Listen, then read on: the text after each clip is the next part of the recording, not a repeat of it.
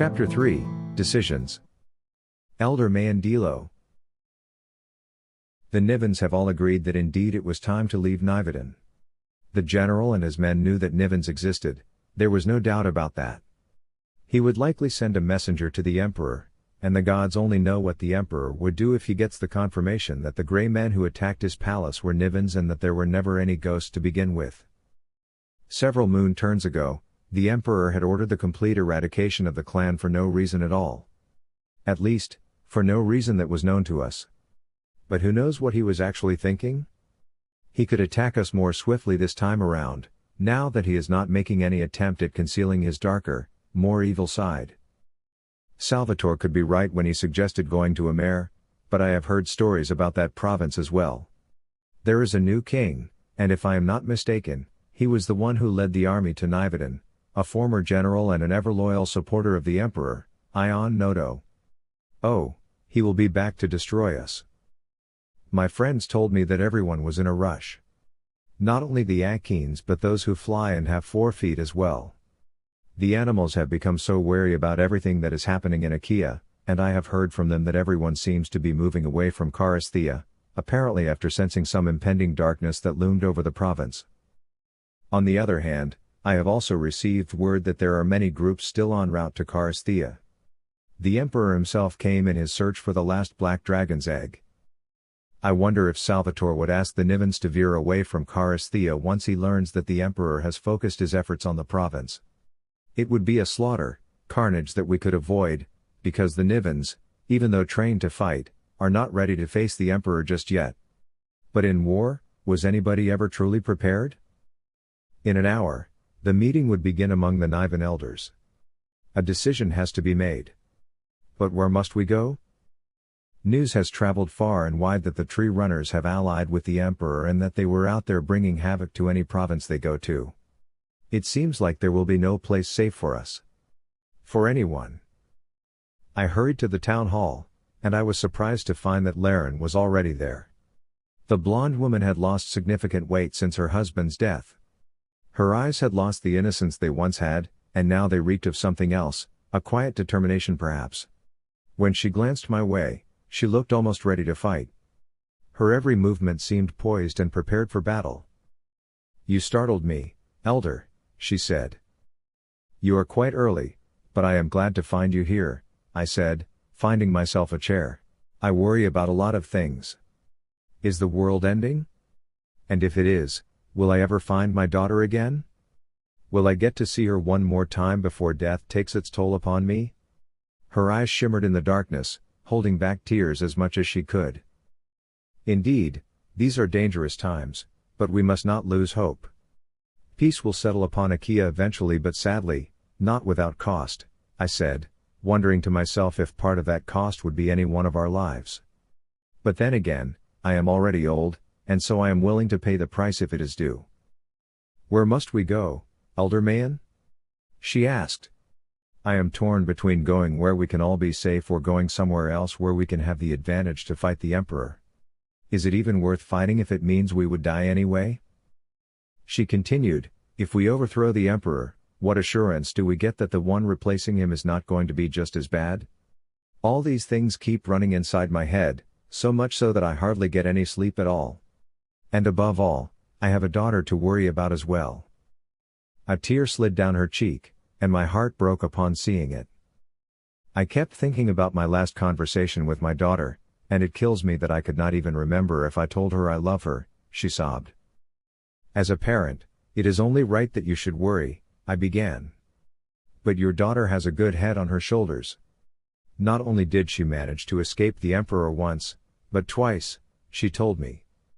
Continue praying to the gods that they would guide her, but other matters must occupy a leader's mind. Our people need you to make the right decision at this time." It was my way of comforting her, although I was unsure if it worked. Sometimes, I find it difficult to distinguish between my personal life and my service to the Niven people. Yes, I serve the people, but I am also a mother who has lost her husband and is afraid to lose her daughter. What would Andoni say if he learns that our daughter has managed to run away from me again?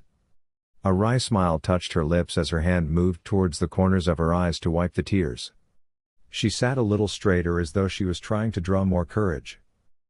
Your husband knows that you have a free-spirited daughter, one that you wouldn't manage to keep if there was a greater calling beckoning at her. You should be proud that your daughter acts as she does, and perhaps that's what she has become, a hero, for saving her friends. You told me that you would tell me once you learn about my daughter's whereabouts. Please, Elder, let me know if you have information on her whereabouts. As I promised, I will when the information reaches me. She drew several deep breaths, and after a moment's pause, she turned to look at me again and said, before Niven's eager to hear our plans fill the town hall, give me your counsel. Where must we go? I have been giving it much thought myself. There are only 13 other provinces in Akea. If you're going to be conservative about our plans, then the best place for us to go would probably be the Lakay Islands. We could build a fortress there. While the sea protects us from the Emperor's footmen, our position would give us enough advantage to somehow diminish their numbers even before they set foot on the islands.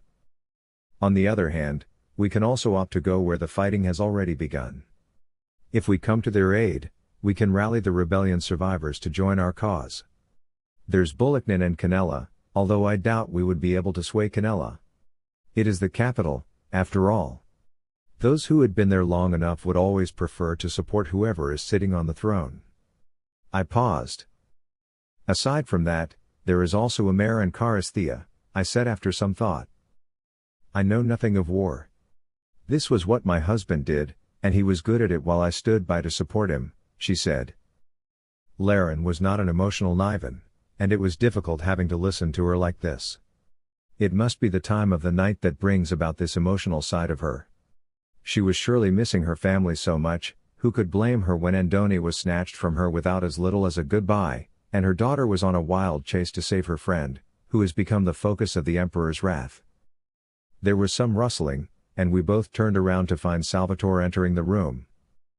And I thought I was early, he said. Good to find you both are already here because there are many things we need to discuss.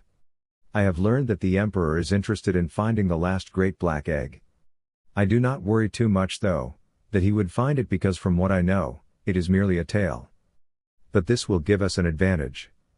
While his mind is preoccupied with mythological creatures, we can make our presence felt by following him there and engaging him in battle.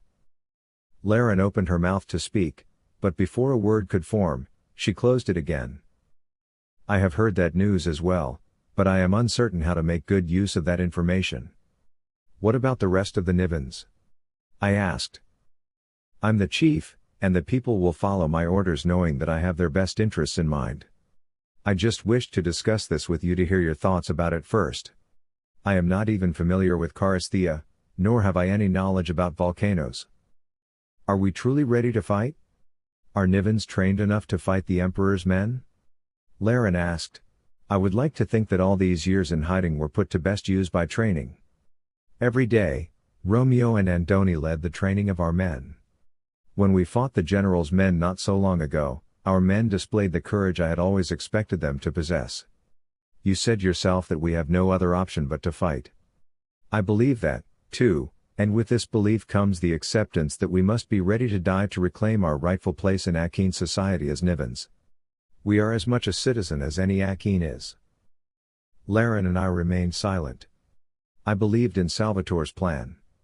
I did not doubt that it was the path to follow. I could only guess what was going on inside Laren's head.